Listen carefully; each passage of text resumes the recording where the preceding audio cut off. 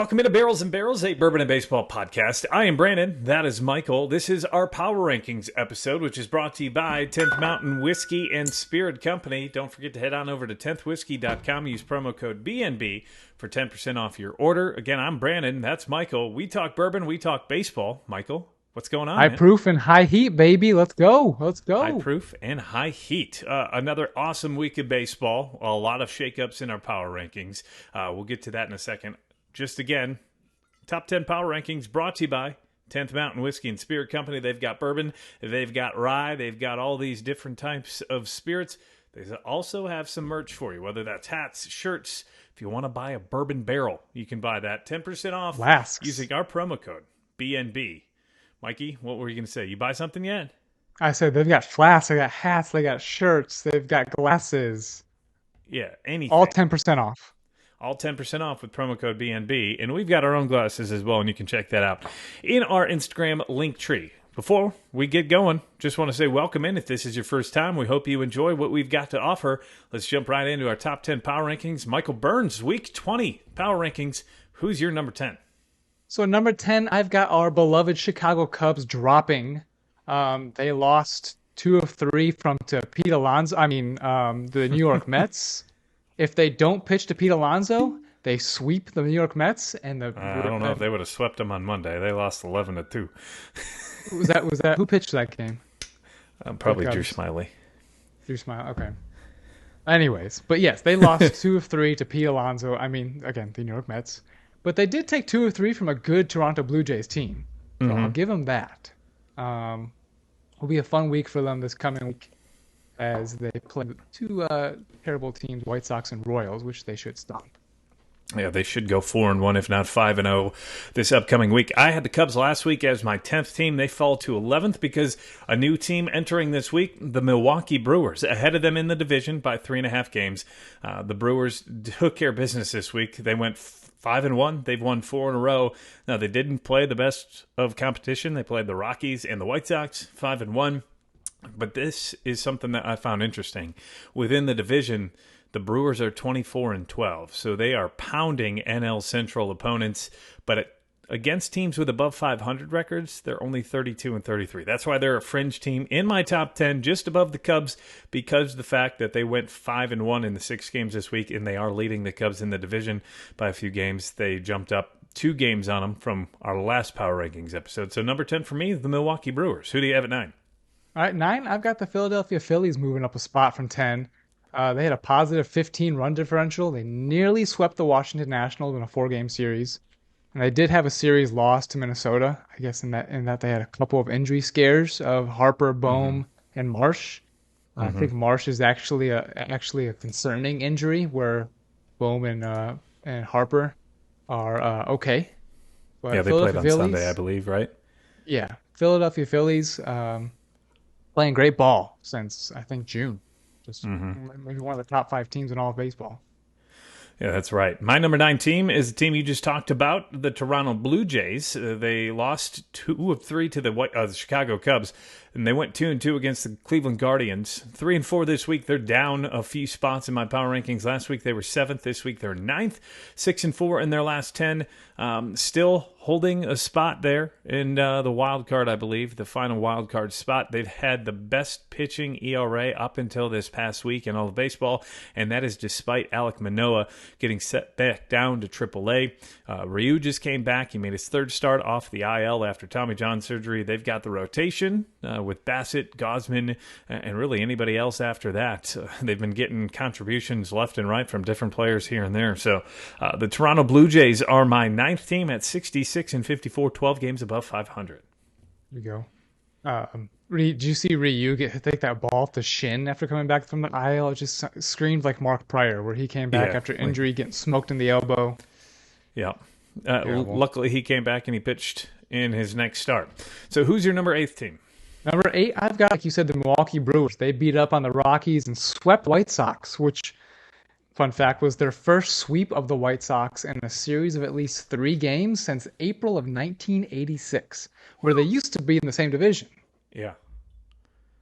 So it's been a while since that. That's probably why that stat exists, is because the Brewers moved over in Do you know the year? What, late 90s, early 2000s? Was it 95, 96? Maybe it was So 98. I don't. I think it was 98 because I had Ken Griffey Jr. on Game Boy, Mm-hmm. and they were still with the White Sox in 98 or 97, one of the two. I want to say 97. Anyways, who you got at number 7, Brandon? Or 8, I'm At sorry. number 8, I have the Seattle Mariners making a jump from number 9 last week. They went on an 8-game winning streak, although they did just lose their last 2 to the Baltimore Orioles in 2 games that they could have won. They lost in extras Yes. in both games. They should have won on Saturday night after frickin' losing his George name. Kirby. George Kirby goes 9 shutout innings and gets a no decision because they didn't score until the 10th inning, and they lost that game 1-0, I believe. And then on Sunday, they lost an extra innings after almost winning it in the 9th. Cedric Mullins robbing a home run, and then the Mariners giving up a home run to Cedric in the top of the 10th. So the Seattle Mariners playing very good baseball. They have the best ERA in the entire league, and they have the second best record in all of baseball since July 1st at 25-12. They've given up the lowest amount of runs in all of baseball, 473. So that team starting to fire on all cylinders, 63-54. They did lose the final 2, but it was against arguably the best team in baseball right now, and they took them to the brink in all 3 games, and they actually kind of pounded them on Friday. So the Seattle Mariners up 1 spot to number 8 for me. Who is your number 7 team, Michael? Yeah, number 7, like you just stated, the Seattle Mariners. They should have won the series against Baltimore. All they got to score is 1 run for frickin' George Kirby, who, like you said, 9 innings, 3 hits. But you hope that the Seattle Mariners don't go back and look at this series at the end of the season and be like, if we'd only won this game. Yeah. If we'd only won this game. I think there's several other games earlier in the year that they probably are like, I wish we would have won that one. But this was a playoff type atmosphere this past weekend. The Mariners held themselves. They held their own. They just need to score some runs in timely moments, and they just haven't been able to do that against the best teams yet, but they've played very well as of late. My 7th team is a team you already talked about, the Philadelphia Phillies. Last week they were 8th for me. They're up another spot to 7. They went 4-3 this week. They did lose 2-3 against the Minnesota Twins, as you mentioned, but they took care of business versus the Washington Nationals, who at the time were playing very good baseball. 3-1. They're 40-24 since June 1st. That is the second best record in all of baseball, behind the Atlanta Braves. So they're chasing the team in their division. They're still like 10 games back from them in their division, but still playing very good baseball at this point in time. I think that they've got one of the better pitching staffs. Michael Lorenzen throws a no-hitter in this past week, and he's probably their 3rd or their 4th starter because you've got Taijuan Walker as well as Ranger Suarez. You've got the other 2 who are your top 2 with Zach Wheeler and Aaron Nola. So 7 for me, the Philadelphia Phillies. Who rounds out your top 6, Michael? Top 6, I've got a team dropping 2 spots, the Tampa Bay Rays. You can't lose a series against the St. Louis Cardinals and then barely hold off Cleveland, winning 2 of 3 games, and both wins were only by 1 run. Gavin Williams is a bright spot for them, but they've got Cole Calhoun starting for them. They just claimed Ramon Laureano from Oakland in his starting games for them. It doesn't bode well when you pick up a guy who was cut from Oakland and is now starting on your team. That just doesn't bode well. Yeah, so you're talking about the Guardians against the Rays. I also have the Rays in 6 this week for the same reasons you mentioned. Lost 2-3 to the St. Louis Cardinals, and at home you struggled versus the Guardians, and you had a hard time beating them. You still won 2 of the 3 games, but you're starting to come back to earth. That run differential not nearly as close or as high up in the standings as it was just a few weeks ago.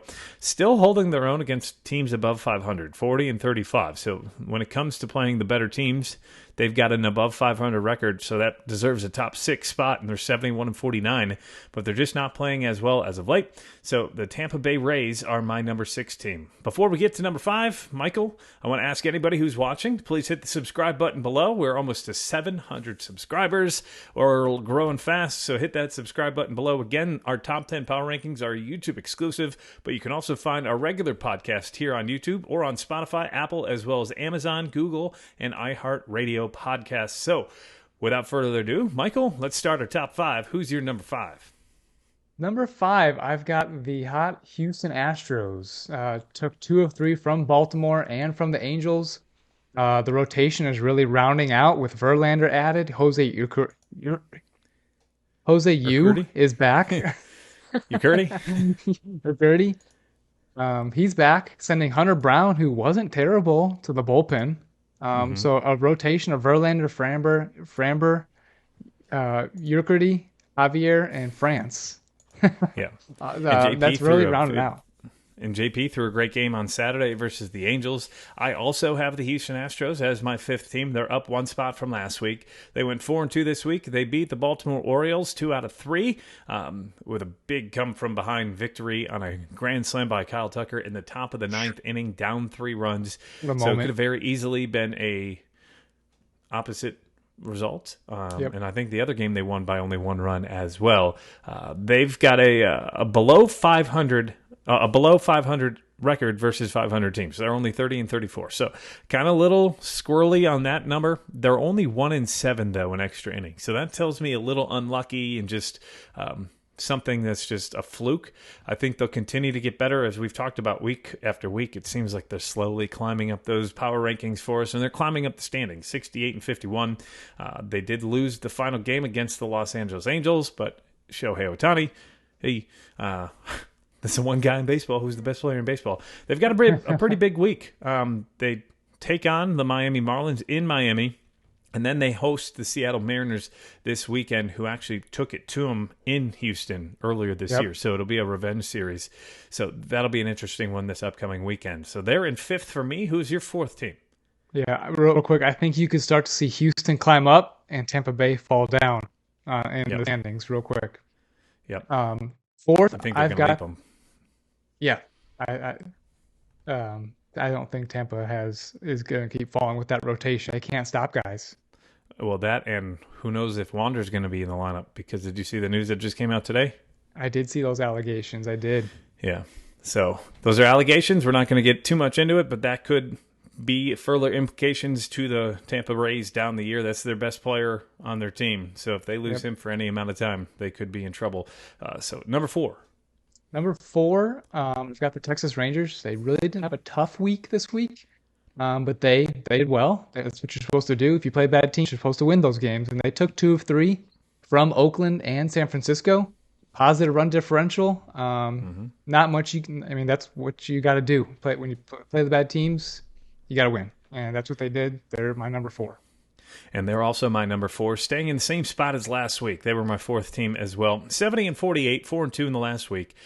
They did lose 2 games, but they lost the final game in each series after they took the first 2 against Oakland and a struggling San Francisco Giants game. San Francisco Giants team, excuse me. Plus 181 run differential. That's second best in baseball. And they've got Heim back. They've got the most runs scored in the American League. They've got Max Scherzer, Montgomery pitching well as well. I think that they're a very good team. The top 5 right now, best team in their division by 2.5 games. It'll be interesting to watch that. I called it 2 or 3 weeks ago. I said that division was probably one of the funnest to watch right now because of the teams the cream rising to the top in that division. And it's going to be a fun race. But the Texas Rangers, my number 4 team. And that takes us to our top 3. Michael Burns, who's your third team? Top 3. This is actually a little tougher than weeks of over. Usually we've had a fight in the top 2, but 3 was a fight here. I do have the Los Angeles Dodgers at number 3. They had a great week. Julio Urias with 2 wins, 17 strikeouts in 13 innings. Lance Lynn 9 Ks in 5 innings. Joe Pitching Kelly for a since team. yeah, Joe Kelly since becoming a Dodger has faced I think 7 batters, walked 1, and struck out 5 of them. So he's not. I would say he struck out nearly every batter he's faced since becoming a Dodger. James Outman had a kind of resurgence week since really falling off the table. He's hitting 364, 481, 545 this last week. MVP type line coming And back. speaking of finally. MVP, Freddie Freeman's on that team. Right, and we talked about him in our last episode, comparing Freddie and Acuna, trying to decide who would win it right now. It's dead and dead. It's a deadlock up top. It's between the two of them. The LA Dodgers are also my third team. They're up 2 spots from number 5 last week. They won every game this week. They went 7-0 this week, taking 1 versus the Padres, 2 in a row versus the Diamondbacks, and sweeping in a 4-game series the Colorado Rockies. They've got the 3rd most runs in Major League Baseball, the 2nd best run differential in the NL. They've got the best record since July 1st, 25-11. That's 14 games above 500 since the beginning of July. Jeez. They're taking control of that division because that number 2 team, the Arizona Diamondbacks, continue to fall in the standings. Same with the Padres and the Giants. I guess the Giants are second in that division now, but the Giants haven't even played very well over the last couple of weeks either. No, they've not. So they're really starting to spread themselves out. I think they've got like an 8-game lead in that division at this point, or an 8.5 or something along those lines. After just a few weeks ago, it was 2.5. So the Dodgers really starting to put some gaps Distance, out. Making some distance. So they are my number 3 team. Michael Burns, who is your number 2? Number 2, I do have the Baltimore Orioles. I think I almost had the Dodgers here, but the Dodgers really didn't play good teams. They beat up on the Diamondbacks and Rockies, but Baltimore had a negative 10 run differential this last week. They had out of all their starters that went this week, only one got a win. Flaherty, 5 innings pitched, 3 earned runs only, but still got the loss. Grayson Rodriguez, 2 runs in 6 innings, didn't get the win. Irvin, 5 innings of shutout, didn't get the win because they didn't score until the 10th. Right. The only spot, Kyle Gibson did give up 12 hits in 5 innings, 5.1. Yeah. So just the thing that I think we've talked about a lot is that the Baltimore offense is scary, but I'm not scared of this rotation. I think they're just keeping above water. They give up a lot of runs, but they also score a lot of runs. What do you think, Brandon? Who's your number 2 this week? Before we get to our number 2, don't forget to hit the subscribe button below. That is right here on YouTube. Just ahead, we're almost to 700 subscribers. Once we get to 1,000, we're going to do a giveaway as a celebration. So head on over and hit the subscribe button below for more content. And we've got our Thief of the Day, which came out last week, as well as our Thieves of the Week, which came out yesterday right here on our YouTube channel. Last week, I had the Atlanta Braves at number 2, and I'm keeping them there this week because their quality of opponent this week was pretty garbage in my mind. They played the Pirates and the Mets. They lost 2 out of 4 to the Pirates, and that was coming off of 2 losses to the Cubs. And then, of course, they took care of the lowly Mets, who are in a free fall right now. The Mets are in dead last in the NL East at this point. So the quality of competition was really the differential between me putting Atlanta at the top and Baltimore at the top. The Braves still have the best record in the majors. They've got a 40-25 record versus teams above 500, a plus 194 run differential. And the only reason I don't have them in first is because last week they weren't in first. They haven't played as well as the Baltimore Orioles since the All-Star break, or really even since the trade deadline. The Orioles, to me, my number 1 team. Did you know that they are 24-14 versus the AL East, the best division in baseball, and they've got a 10-game over 500 record, 47-36 against teams above 500. Yes. I think they've played more games against teams above 500 than any other team in Major League Baseball this year, and they're plus 11 games over 500. Right. Like you mentioned, they give up a lot of runs, but they've got the 3rd best record since July 1st. They've got the 5th best record since June 1st. They continue to win baseball games, and this week they could have won 2 out of 3 against the Houston Astros, and then they did win 2 out of 3 against the hottest team in baseball at the time, the Seattle Mariners. Right. What was I going to say about Baltimore? Like you said, I was going to bring that up against teams above 500, 47-36. I think that's just because they're sitting in the AL East, where the last place team's above 500. So it's really says a lot for a team in the AL East to be at the top, for the Baltimore Orioles to be there, because they face good teams often. And your number 1 team is the Atlanta Braves. I don't like that they didn't take the series against Pittsburgh. They should have. And like you said, they nearly shut out the New York Mets in a whole 4-game series, only giving up so far at this moment 4 runs in a 4-game series, while scoring 30 plus, nearly 40 plus. And the New York Mets are throwing out old guys in the outfield at Rafael Ortega, and they're playing guys when they sent Beatty down into the minors. I don't know what New York's doing, but yes, I agree. Why And at that point? I think you also put the Braves up first because you live in Braves territory, and if you didn't, all your buddies would. You'd have to face the music. The Braves are number one. So that is week 20 of our power rankings, brought to you by 10th Mountain Whiskey and Spirit Company. Go head on over to 10thwhiskey.com. Go grab yourself a rye or a bourbon, 10% off using promo code BNB. I always like to give a little honorable mention to some other teams.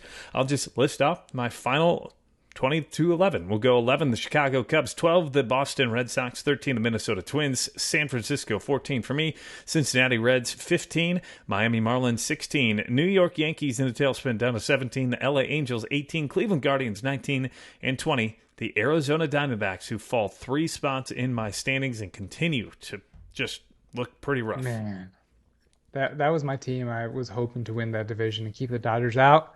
And it was looking that way for a little while, and now it's not even. Now it's done.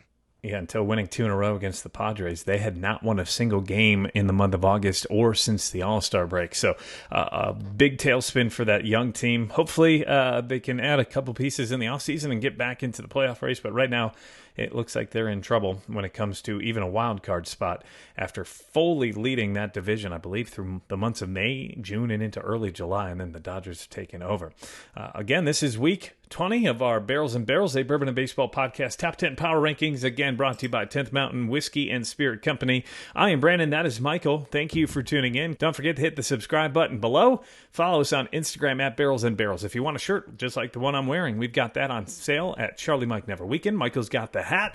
You can find that on our link tree in our Instagram page at Barrels and Barrels Pod. We're on Facebook, Twitter, or I guess it's called X now, TikTok, as well as you can email us, barrelsandbarrels@gmail.com. Michael Burns, any final words for our friends, viewers, listeners, anybody tuning in?